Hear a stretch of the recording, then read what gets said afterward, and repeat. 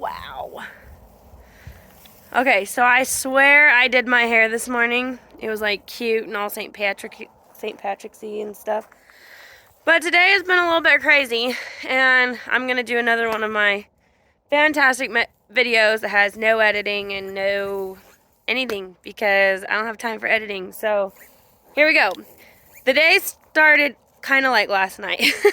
So yesterday we went to get our new cow. Her name is Dolce. She's amazing. We absolutely are so thrilled to have her here. When we went to get Dolce, however, my children found guinea pigs, and we're super excited about the guinea pigs. And so the lady we were getting Dolce from said, "Here, yeah, sure, you can have one, but if you take one, you got to take two because they're codependent. So they'll either be codependent on you or they'll be codependent on another guinea pig." And I said, oh, okay, all right, sure, we'll do it. Sorry, I keep having everybody message me. Anyway, so then last night, Dolce, we got her in the pen, got her settled, got her water bucket, everything was good. And then she noticed the other cows. And man, did she lose her mind. She was so mad that she was not with all the other cows. So she literally mooed all night, dude. I wish I was kidding. But anyway, so now we have her in, or we brought Mooey down. If you don't know who Mooey is our tiny little bull. He's like 2 years old right now, and he's literally like maybe 200 pounds wet, maybe. So anyway, if that wasn't fun enough, I had also picked up some baby ducks. And so when I was when I was there, I picked up a couple baby ducks. We're getting ready to start 4-H here, and so I figured poultry would be a good place to start for a lot of our kids. Most of them have never had animals before, and so I picked up a couple baby ducks. I was looking for baby chicks too, but it's just not quite that season. I mean, it's the season, but it's not. I don't know how to describe that. Anyway, so if that wasn't enough, this morning we woke up to piglets. So the catch is, we have this one sow that she rejects her piglets every time. This is her third litter, and she literally sits on them and smothers them to death because she just doesn't want to feed them. She doesn't like them. She's just a terrible mother. So this is the third time, and typically when we know she's going to have piglets, we will go and we'll pull the piglets. And so last night, my two friends that were here had said, "Hey, Starla, just so you know, she looks like she's going to go tomorrow." And I said, "Okay, cool." So this morning we went down and we checked on her, and unfortunately she had killed quite a few of them, probably about 6, I think. But we were there in time enough to get 4 of them. Oh, well, technically 3. So the fun story here. So we got the 3, and then like 6 hours later, she birthed 3 more, 2 of which were dead when they were birthed, but the third one we were able to get and save as well. So they are right here. Look at them. Look at how cute they are. They're so little. So there are, okay, I hope that you guys could see that. I can't really tell. But anyway, so there are 2 spotted ones. She is a I just forgot what the heck she's called. Spanish spotted pig, something like that. Help me. I don't know. Anyway, I'll remember and I will post it in the comments or something. But anyway, so she's one of my fancy pigs. That's hence the name Fancy. But she's just a terrible mom. She always has been. From like literally the day I got her, she's been a terrible mother. So she just doesn't like babies. She didn't like when other girls had babies. She doesn't like her own babies. She just don't like babies. So, oh, I have sheep out. Well, that's fun. Anyway. So she birthed, the babies this morning. She had about 10 in total. Those 4 were the ones we were able to save. And now we are teaching them. Dude, can you see this? Can I get it to zoom in? Look at my dog rounding those sheep up. Look at her. She is so good. So good.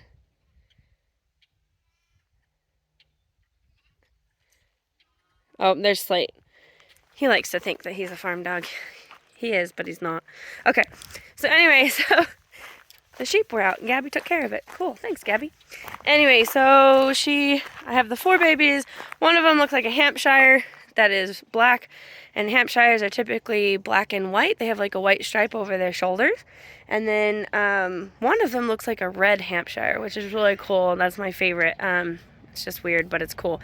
And that's partially because she has Hampshire in her bloodlines, but then in addition to that, my boar is a Duroc. So anyway, that makes sense as to why we would get a red Hampshire looking pig. So this is Dolce. Hi, baby. Oh, you want some loves?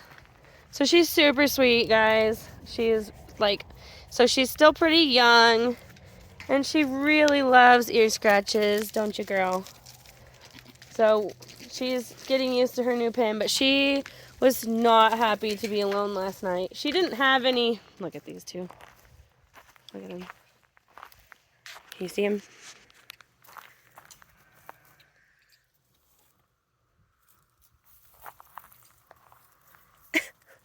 You guys fighting? Showing off who's bigger and better? Anyway, so she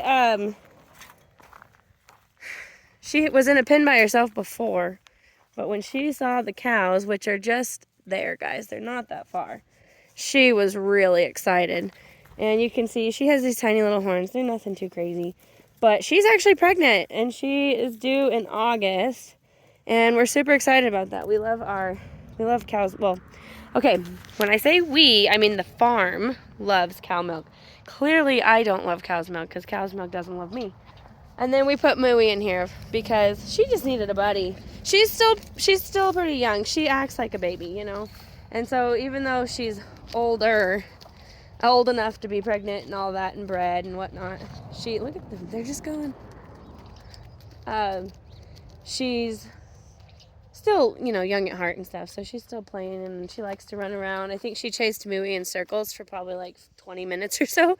And then Mooey was like, oh, you want to play? Okay, cool. But anyway, but you can see how small Mooey is compared to her.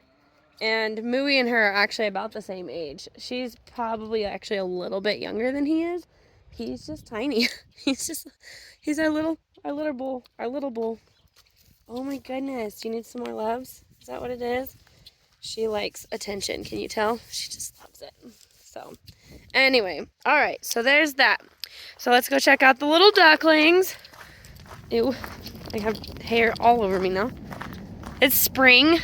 Spring, if you're allergic to farm animals, hint, hint to my little sister, don't come in the spring. The spring is the worst possible time to come. Because in the spring, everything is shedding. So, here are the baby ducklings. And yes, they are in the greenhouse to keep them a little bit warmer. Hi,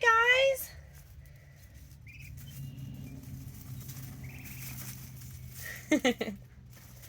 So these are Muscovy ducks. I know that people get all squeamish when you talk about killing little baby ducks, but Muscovy ducks are known for looking and tasting like beef. And so a lot of people will keep Muscovy ducks because of that. And they're kind of a more sought after duck because of that. But it's still duck. And not all ducks get butchered, especially 4-H ducks. They tend to get to live a long time. Anyway, but I got those from a friend. She said, here you go. I hope the 4-H kids like them. And so hopefully some of the 4-H kids will want to do them as projects this year.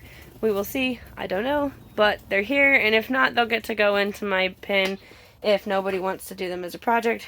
So, you know, I've actually almost got more ducks at this point than I do chickens. I think I might actually have more ducks than I do chickens because people just don't eat ducks like they do chickens. So they give them to me all the time. And I don't eat ducks, so, you know, it's a thing. All right, and so let's move on because I'm sure someone's going to be like, how dare you butcher animals? So this is the greenhouse, and I'm going to show you real quick what it is. But we have all of our roses here from last year. We keep these water jugs in here to try and help keep it a little bit warmer. We're getting into the point where we have like mostly warm nights, but like last week or about 2 weeks ago we had a lot of freezing nights. So then over here Miss Teresa just brought us out these, and these are peppers and tomatoes, and there's another gardener in town. His name is Marty, and he's going to be bringing me a bunch of tomatoes. So, which is really nice because I had gotten tomatoes because I knew I was going to be gone, and so I hadn't had time to plant them and stuff. And so I had bought tomato starts, probably like 20 of them. And then that frost last week, it got really cold for multiple days, and even with the greenhouse and everything else, it was just too much. So I did unfortunately lose the majority of my tomatoes. I have 3 that made it, and that's it. And then I have just those couple of peppers. And the reason they made it was because they were actually at Teresa's house. All mine that were here in the greenhouse died, so that kind of sucked. And then when we got back, we did start some trays. So these 2 trays are cucumbers. We've got some pumpkins. We've got some spaghetti squash. This here is a tray of radishes. So radishes are actually a brassica, like a brassica, or they might even be a brassica. I don't even know. I should look into that more. But they do decently when it's cold, and so it's okay. But I just wanted to give them more chances, like more odds, because I noticed that they don't grow as well when it's cold. So I had some containers. My husband was like, those are supposed to be greenhouse boxes, and I was like, I know, but I have a huge greenhouse. Thank you very much, Marty, for the donation, by the way. But I need more containers, so these are radish containers now. I don't know. I have some pumpkins, some Connecticut pumpkins. I've also got okra and watermelon. A bunch of these are watermelon in here. And then this is a lettuce tray. That's a spinach tray. And this one here is like a mixed greens tray. And then I have beets growing in this one. And then back there in the back, we have figs and grapevines. Figs and grapevines. And then lastly, under here, see if I can show you guys that better. So these are plants, these are aloe vera plants that were given to me last year by one of my friends. She took the time to dig them all out. And we planted about half of them, and then we actually ran out of pots.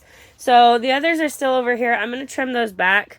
I'm hoping you guys can see all this, but I'm going to trim these back and try and pot them up too, now that I've got a few more pots available. And then in this box here, I'm attempting to do carrots. In case you don't know my carrot drama, I never seem to be able to grow carrots to save my life, so we'll see. So anyway, I don't know. And then, let's see, this is like all my garden stuff. I've got peat pots and my seeds and whatever. Got my decorations, because you know half the fun of a garden is decorating it. And then down here I've got more and more and more of the things. Oops, you can't see. Sorry. There. More and more and more of the things that I need for the garden.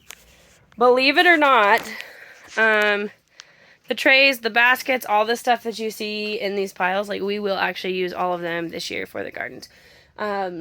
We just bought, I found a deal for it's supposed to be like a chicken coop, and I found a deal on them. It was like $400 or something, but I priced them out, and to make them myself would have been like $600-700, and that was making them cheap and smaller.